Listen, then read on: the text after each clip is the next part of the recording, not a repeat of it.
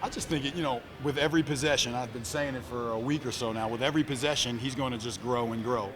I've been preparing him, we've been preparing him for everybody's going to come in and try to make a name for themselves against him. And, he wants to win, he wants to please, he's a great kid, his heart is so pure that he probably is pressing himself a little bit. But once he settled into the third quarter and we're drawing plays up for him and getting the ball in spots he probably hasn't seen in a long time, I thought he did really, really well. And he pushed through him. He played 30 minutes in this altitude, and I thought competed pretty hard. And also, it seemed like his selflessness in the first half was like he was looking for other people. Oh, man.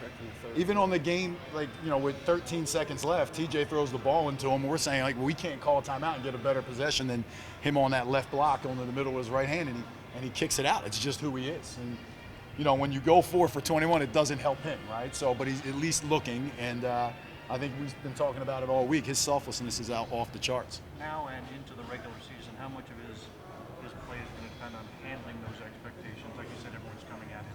I have to imagine that he's been dealing with it since 7th grade. I mean, he's been the #1 player in the country for a long time. If you watch the commercials, he's been thinking about being in the NBA since he's had diapers on. So I don't think it's overwhelming for him. I think it's the balance of wanting to please and be a great teammate first. That's what he's about, with handling those expectations and trying to perform at the same time. The best thing is the way our team handled him, right? Just constantly positive with him and pumping him up. I was as excited about our bench and the enthusiasm as I was about anybody's individual play. What's the one thing after today you say that he needs to work on? We all know about the foul shooting. You say the conditioning looks really winded. Yeah, I mean, for sure. You saw a little bit of that at the end. I remember being here in December when we played on a back-to-back from, I think it was Portland, and we had guys that had been in the NBA for a few years and were winded quite quickly in this altitude. I think it's quicker decisions.